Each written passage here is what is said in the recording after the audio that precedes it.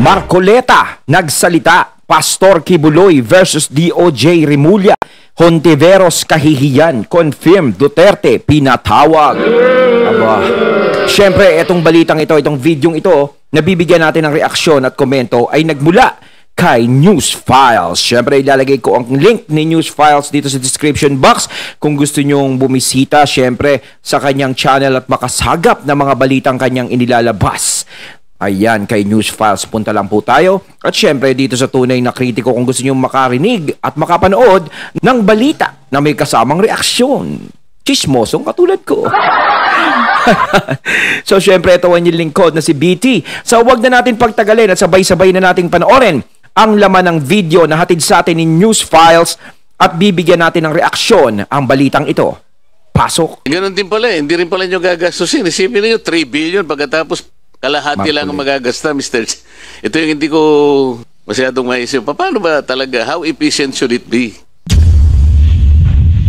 Tumitindi ang ginagawang paninira ng mga taong nais na pabagsakin si Vice President Sara Duterte. Ito ang naging pahayag ng pangalawang Pangulo sa kanyang video statement. Nagiging mas matindi, mapangahas at desperado na ang mga paninira sa akin ngayon. Bahagi ang mga ito ng isang organisadong demolition job na ang layunin ay sirain ang aking integridad at gumawa ng imahe na ako ay isang mamamatay tao na korap, abusado, taksil at isang warlord. Sinabi ni BP Sara na ang paninirang ginagawa sa kanya ay bahagi ng black propaganda at pamumulitika na ibig siyang makitang mabigo bilang isang public servant. Dagdag pa ng Vice President na hindi ito magiging dahilan para siya ay huminto kundi para lalo pang pagbutihin ang kanyang trabaho para sa bayan. Samantala, itinalaga si dating Pangulong Rodrigo Duterte bilang property administrator ng religious group na ni Pastor Apollo Kibuloy. Isang senator naman ang to the rescue sa pastor at naniniwalang si Kibuloy, ang Son of God, ang kilalang malapit kay Pastor Apollo Kibuloy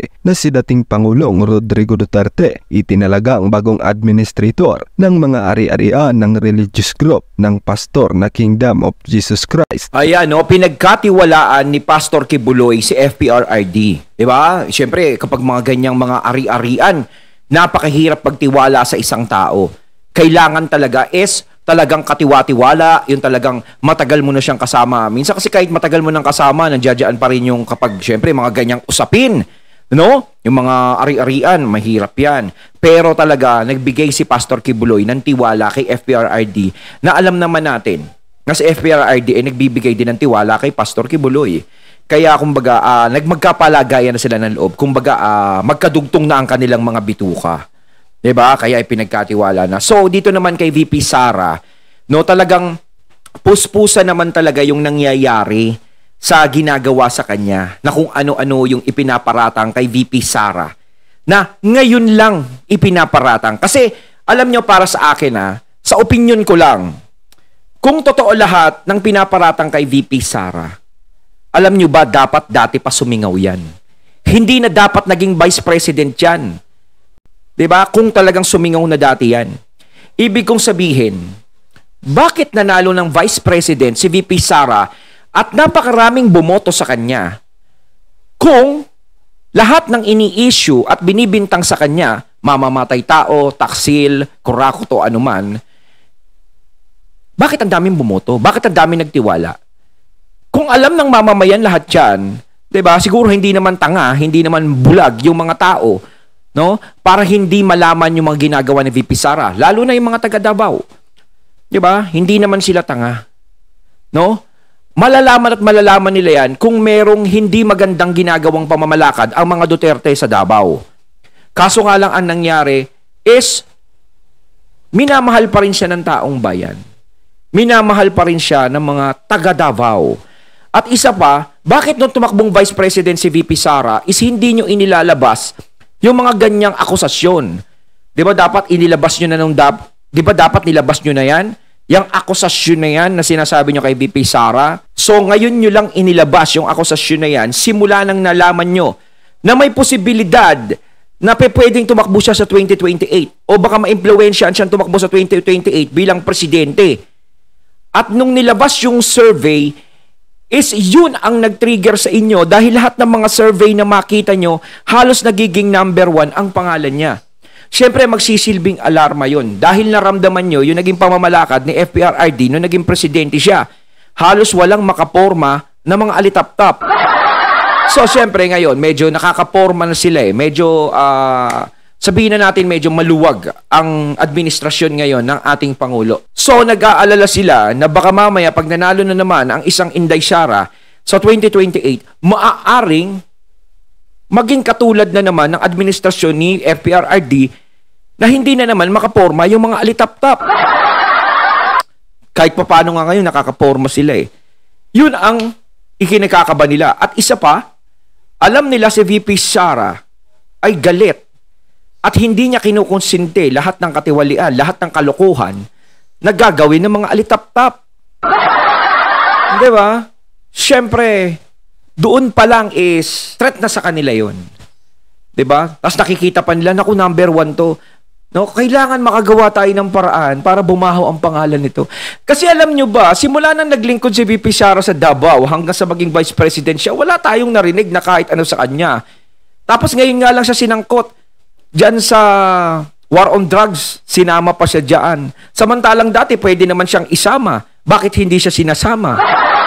Halos FPRRD lang sinasama. Hindi mas dati pinagtatanggol natin. Pero marunong kasi tayong makiramdamin. Nararamdaman natin, hindi naman tayo tanga. Kahit naman dito, lahat ng mga nagko-comment siguro, yung mga nanonood dito, halos alam nyo rin naman siguro. Kasi kung ang purpose dito is paikutin ang mga tao na dyan sa mga ganyang klaseng drama, is alam na ng mga tao yan kung ano ang propaganda, kung bakit ginaganyan si VP Sara. Kasi kung ganyan talaga siya, dapat dati pa lumabas yan. Nalaman na ng mga tao yan. Bakit tumagal pa ang mga Duterte sa Davao kung ganyan ang mga ugali ng mga yan? Diba? Bakit nagkaroon ng 32 million votes si VP Sara kung ganyan ang mga ugali ng mga yan? Bakit naging presidente si VP Sara, vice president si VP Sara kung ganyan ang ugali ng mga yan? Diba? Inanunsyo yan sa isang post ng SMNI sa X. Wala na silang ibang ibinigay na detalye. Ano naman ang ibig sabihin ng pagkakatalaga kay Duterte bilang property administrator ayon sa dating Presidential Legal Counsel ni Duterte na si Attorney Salvador Panelo. Pangangasiwaan ni Duterte ang mga ari-arian. Oras na may hindi magandang mangyari kay Kibuloy, merong gustong kumuha ng Ako na lang kaya mamahala ng ari-arian ni Pastor. Siyang may responsibility rin to block it, to get it back. Anything about the properties, siyang in charge. Properties lang, wala raw itong kinalaman sa mga operasyon ng Kingdom of Jesus Christ. He will be the administrator of the properties of the Kingdom of Jesus Christ. Yung mga properties, hindi yung mamamahala siya sa Kingdom of Jesus Christ o yung tungkulin ni Pastor Apollo. Nangyari ito kasunod ng pag-ansil ng Korte sa Amerika sa restaurant laban kay Kibuloy, gayunman sa iba pang opisyal ng religious group na nahaharap sa patong-patong na kaso gaya ng fraud at sex trafficking. Hakbang na raw ito para masimulan na ang proseso ng extradition kay Kibuloy. Bukod sa pagiging wanted ng FBI sa Amerika, iniimbestigahan din ang komite ng Senado sa pangunguna ni Senadora Risa Ontiveros ang mga pang-aabuso raw ni Kibuloy. Para sa kilalang malapit din kina Kibuloy at Duterte na si Senador Ronald Bato de la Rosa, pinupolitika lang ang pastor. Naniniwala rin daw si de la Rosa na hindi magagawa ng pastor ang mga paratang sa pang-aabuso. If you ask my opinion about him, he is highly respected. Ako mismo humahanga sa kanya. He is the son of God. So least expected ko sa kanya na gumagawa ng ganong offense. Opinion ko lang yan. Hindi ko naman siya nakikita 24 hours a day. Sa ngayon, 4 na senador na ang pumirma, kabilang sina Senator Robin Padilla, Bongo, Aimee Marcos at Cynthia Villar para harangin ang pagpapaaresto kay Kibuloy. Para sa akin, no, yung kinakaso kay Pastor Kibuloy, no comment pa kasi ako dyan. Ang para sa akin lang, mas maganda kung sa korte na lang yan mapag-usapan. Doon naman mapapatunayan lahat yan eh. Kung totoo ba ang pinaparatang sa kanya, kung hindi ba totoo, 'di ba? Kasi doon sa korte siguro wala namang magdidikta ron o kahit na ano. Sa korte naman bawal naman ata yung nagbabasa ng statement, yung witness. 'Di ba? no? At saka parang sinisape na ni Kibuloy yung mga ano niya, yung mga pag-aari ng kingdom, 'di ba? Sa hindi niya Parang alam niya na yung mangyayari sa kanya kung sakasakali. Nagiging advanced na siya. Kung naghahanda ka na rin, baka mamaya kung anong-ano. Wag naman sana, 'di ba? Pero kumbaga kay Kibuloy is hinahanda niya na ako ng mga makulong siya, ganyan. Kasi mukhang hindi naman siya planong tigilan eh. Oo, hindi siya planong tigilan diyan. Talagang iipitin at iipitin siya diyan, tingin ko lang ha. 5 sa sabina ng Senado na una nang nanindigan si Kibuloy na hindi siya dadalo sa tinawag niyang bogus hearing. Hindi lang sa investigasyon ng Senado, pinadadalo si Pastor Apollo Kibuloy para ito sa umano'y pang-aabuso niya sa mga membro ng Kingdom of Jesus Christ o KOJC. May sabina rin siya sa kamera para naman sa pagdinig sa mga paglabag umano ng Sunshine Media Network o SMNI sa kanilang prangkisa. Ang SMNI ang broadcast arm ng KOJC, pero sa ilang liham sa House Committee on Legislative Franchises, sinabi ng kampo ni Kibuloy na hindi siya dadalo sa committee hearing sa March 12. Honorary chairman na lang daw kasi ang pastor at 2018 pa hindi kasama sa pamamahala at operasyon ng SMNI. Kasabay nito, nagbigay ang kampo ni Kibuloy ng mga pangalan na pwedeng maging resource person sa pagdinig at sa pagsasapubliko ng korte sa Amerika ng arrest warrant ni Kibuloy para sa mga kaso ng sex trafficking, cash smuggling at iba pa. Binuhay rin muli ng Department of Justice on sexual abuse at human trafficking charges laban kay Kibuloy. Sabi naman ng DOJ, wala pa silang natatanggap na extradition request para kay Kibuloy. Panawagan ng ilan sa ating mga kababayan, dapat tulungan ni Congressman Marcoleta si Pastor Kibuloy para maabsuelto at mabasura ang kaso. Isulat ang inyong reaksyon at komento. Sunod-sunod yung Para sa akin, dapat din magpasalamat ng iba kay Pastor Kibuloy. Alam niyo kung bakit? Kasi nung talagang kandidato yung eleksyon noon, ang laki nang naitulong ng SMNI. No, lalong-lalo na sa Uniteam, lalong-lalo na kay PBBM. Syempre, yung mga Duterte talaga tutulungan ng SMNI yan dahil kasangga ng SMNI yan eh. Kasangga ni Kibuloy yan. Pero yung mga Marcos nga is ang laki na naging parte kay BBM. No, bilang maging presidente ang SMNI. Kasi nung sagsaga nun, mas pinaniniwalaan ng SMNI. Mas marami nang nanonood ng mga tao sa SMNI. Kasi nga alam natin na hindi lang naman ako nagsasabi, marami pa, na SMNI talaga yung naglalabas talaga ng mga katotohanan. Minsan yung mga underground na balita, sinasabi talaga nila kung may pupunahin sila, may pupunahin. Doon natin nalalaman ang kabulustugan ng kung sino-sino, di ba? Yun ang nagbabalita ng tunay. Hindi katulad sa iba, di ba? Na siyempre, may pinapanigan, 'di ba? May iniiwasan din kasi sila dahil may hawak sa istasyon nila. May mga boss sila na dapat sundin na kahit gusto mo magsalita ng ganito is kailangan limitado ka, no? Hindi katulad sa SMNI talaga na buo mo talaga siyang mapapanood at talagang malalaman mo yung istorya, di ba? Malalaman mo kung sino ba talaga tong politikong to, kung sino ba tong kumakandidatong to, kung ano ba talaga nangyari. Ganun ang sa SMNI napapanood natin. Sa SMNI, yung pagreklamo sa kanila doon sa social media and so on, di ba? Tapos yung mga cases, tapos may Senate investigation. It cannot be a coincidence na sabay-sabayan. So, nag-organize ang KOJC para ipahayag ang kanilang nararamdaman tungkol dito sa napakalaki namang coincidence na sabay-sabay lahat ng mga investigasyon, refiling, and so on. Para sa akin, di ba, masyado ng malaking coincidence yan. It stretches the imagination. So, and of course, they start it off with a prayer. Sila po ay nagdadasal dahil syempre sila ay religious organization. Ngayon, pag mag-iimbita sila ng ibang tao, kailangan pa ba yung ibang tao na hindi naman nila kasapi ay magdarasal din? Hindi sila nag-i-impose. Hindi katulad ng mga nagki-question dyan na hindi nila naiintindihan ang konteksto nito o pilit nilang hindi iniintindi at may masabi lang sila against it. Sabihin nila, may prayer ba? Nagdasal ba? Well, nagdasal yung mga kasapi pero kaming mga guests, hindi naman po kami required. Diba? Pwede rin naman akong makilahok, hindi kami pareho ng religion, pero gayon pa man, respetuhin ko kung sila ay nagdadasal, tatayo ako kung kailangan tumayo, at magdadasal din ako. Yes. Pero anong paki nyo kung magdadasal kami o hindi? Diba? Anong paki ninyo Dun sa pangalan ng rally, nakilahok ba kayo? Kayo ba ay mga kasapi? Di ba? Hindi. That's none of your business. So if you're going to ask, bakit po? Yes, of course. Share, everybody. Nagtatanong kasi ibang tao for permission to share. By all means, share. So, ang punto dito is, if you're going to ask, you ask naman something substantial. Kung ang punto ninyo is just to say something negative, then, okay, alam na namin yung mga kababawan ninyo. Are you really helping? Makakatulong ba kayo kung talaga kayo ay naniniwala sa inyong presidente? Ating presidente, sorry. Attorney Trixie, sa ating Pangulo. Sa inyong presidente. Sa ating, sa pamamalakad ng gobyerno. Di, engage. Di ba? Say something substantial. Argue. But they're not. They just want to throw all of these negative things. And they honestly think that is going to stop us? Is that going to stop anybody? No, as a matter of fact, kahit pagka nagiging personal nga sila, mas nakakaantig ng damdamin.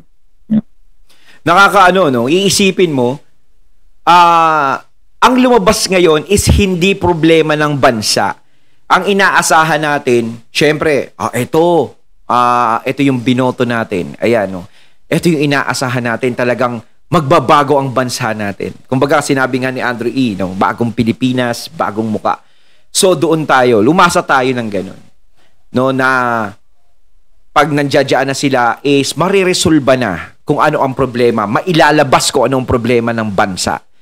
Masusolusyonan. Hindi man 100%, kahit mga 60%, 70% is mabigyan ng solusyon. Pero, ang lumabas hindi problema ng bansa. Problemang personal ang nagsilabas. No? Alam niyo yung problemang personal? Yung personal na hangarin, yun ang lumabas. Personal na hangarin sa pwesto, personal na hangarin na sa pansarili lang.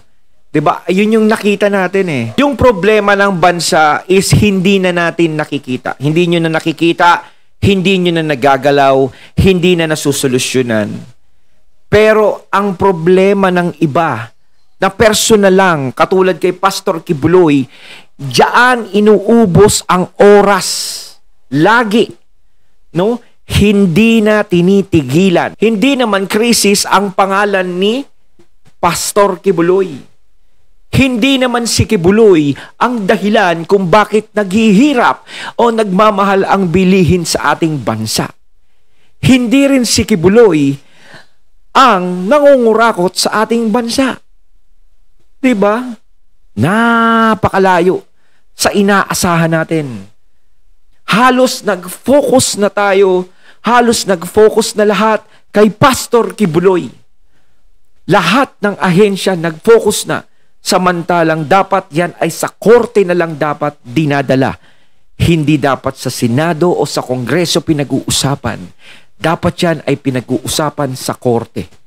Dahil maraming problema ang bansa natin na kailangang pag-usapan at kailangang solusyonan. At dun pa matutuwa yung mga tao oras na malaman nila yon. Dahil doon nila masasabi na, eto yung binoto ko. May silbi. Pero kapag ganyan ang nakikita ng mga tao, eto yung binoto ko, wala man lang ginagawa, puro ganyan, paulit-ulit na lang. Diba? Pag napakulong nyo ba si Kibuloy, magmumura na ba lahat?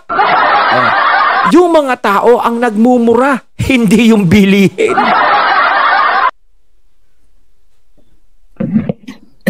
Sabi ni Sir Sunny, right, anong pakinin nyo? Sabi naman ng iba, nanggugulo daw tayo sa kaisipan ng mga tao. Excuse me. Walang nanggugulo. Ang panggugulo ng kaisipan, doon po nangyayari, nagbubunga ng mga bagong idea. Yun ang punto. Sabi kasi ito ni Hector Garcia doon sa TikTok. Nanggugulo kasi tayo sa kaisipan ng mga Pilipino. At sino may sabing masama ang panggugulo ng isipan ng mga tao? You're supposed to ask questions. You're supposed to question everything. Anong tingin ninyo? Is any learning going to happen kung tanggap lang kayo ng tanggap? Di ba? At bakit natin hindi kikwestiyonan ng gobyerno natin? Ginagamit nila ang pera ng taong bayan nang gagawin sa ating mga nagbabayad ng buwis. And yes, huwag kakalimutan, April 15, deadline ng pagbayad ng buwis. Bayad po kayo ng maaga. Kung kayo po ay magbabayad ng maaga. Kung kayo po ay magbabayad, unless magsi-civil disobedience po kayo. Gayon to man. Diba? So, yung mga ganitong pangyayari, ay pagkakataon din para matuto ang ordinaryong mamamayan tungkol sa kanilang mga karapatan na nakasaad sa saligang batas. So, yan, sabi ni Ma'am Finay, Hector from TikTok, hindi kami nanggugulo, tinatama ni Atty. Trix ang maling ginagawa ng gobyerno. Correct. Or pinagsasabihan natin sila. Kasi, saan ba nanggagaling ang power ng presidente? Hindi ba galing sa atin yan?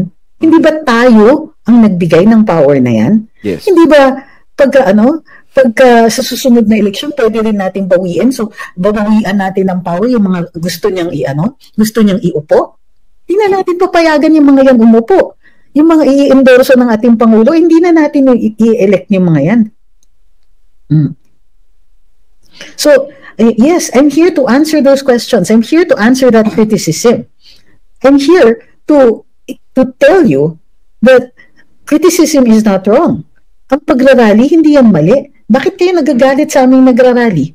Ako nga, kahit panahon ni Duterte, ang daming tao nagagalit. Dahil yung mga pula nagrarally, yung mga estudyante nagrarally. Ako okay lang. Because that's part of the right eh. Andyan yan. Kahit ayaw natin yung sinasabi nila, karapatan niya yan. Yun nga lang. Manda kayo, sasagutin namin yan. And that's the entire point. Yung punto dito ng yung punto ng kalayaan magsalita at magpahayag ay para may free exchange of ideas. Alam nyo, a long time ago, bawal yun eh. Bawal yung free exchange of ideas. So mabagal matuto yung mga tao. Halimbawa, di ba, ito parati kong binibigay na example, panahon ni Galileo, ang simbahan, ang paniniwala ay ang buong universe, nasa gitna ng buong universe, ang mundo natin. Dahil siyempre, tayo ang pinili ng Diyos, pinagpala ng Diyos, tayo ay creation ng Diyos. So we are the middle of the entire universe. Yes. And middle also, the solar system, which of course wasn't yet called the solar system kasi kailangan ng araw. The araw yung nasa gitna. So, nung sinabi niya na, unfortunately, tama si Copernicus, na nasa gitna ng lahat na ito ang araw. Naku, anong ginawa ng simbahan? Una, pinigilan siya. Inaresto siya at muntik na siyang mapa-execute. Hinold siya for trial. Pero dahil respetado siya na tao na may kaalaman, isang dalubhasa, hinaus arrest na lang siya at sinabihan siya, kailangan i-recant niya. Kailangan umatras siya dun sa sinasabi niya. So napilitan siya sa harap ng mga opisyales ng simbahan na sabihin, because it was in Italian. So, okay, it does not revolve around the sun. Does not turn. Kumbaga, sa mga scientists who they shorten that. Yung professor ko, yun ang translation niya, it does not turn. So, pero, nung paalis na siya ng trial niya, pauwi na siya sa bahay where he was going to be held for house arrest, sutil pa rin talaga. As he was leaving, nadinig daw siya, and yet it turns. Sabi niya gano'n. Anong ibig sabihin ng kwento na yun? Ibig sabihin, kahit ipaatras ninyo, kayong mga kritiko, kayong mga ayaw sa amin na magsasalita, kahit patahimikin nyo kami, hindi magbabago yung pagkakamali na yan. Yun ang ibig sabihin nun. Yun ang ibig sabihin din ng ating karapatan magsalita at magpahayag. Ibig sabihin, pwede tayong maglabas ng idea, pwede tayong maglabas ng ating pagpupuna, pwede tayong mag-criticize at pwede lalo na mag-criticize ng ating gobyerno. Korte Suprema na mismo ang nagsasabi. Korte Suprema nagsasabi na alam mo kahit nagkakamali kayo, basta walang mali siya sa inyong pagsasalita, okay lang yun. Kasi kailangan talagang kinikriticize ang gobyerno. Ayun, at ating natunghayan ng video na nagbula kay News Files at syempre natunghayan natin si Atty. Trixie. Tama naman, no? Nandito tayo sa bansang demokrasya. Lahat tayo ay may karapatang magsalita, maglabas ng saloobin, komento natin sa nangyayari sa bansa natin. 'Di ba? Karagdagang kaalaman din 'yun sa lahat. Kaya hindi dapat pigilan dapat ng ganun-ganun na lang. Kasi kung pipigilan, halos wala nang malalaman ng mga tao. Kung lahat ay pipiringan o bubusalan, ay kawawa ang taong bayan kapag wala silang malalaman. Diba, mas maganda na rin yung ganito para medyo thrill. Diba? Yun nga, mas maganda thrill. Thrill tayo. Exciting, diba? Dapat more exciting lagi sa araw-araw. Kayo mga katunay, ano masasabi nyo tungkol dito? Comment lang po kayo sa comment box. So once again, I'm BT and I'm out. Peace.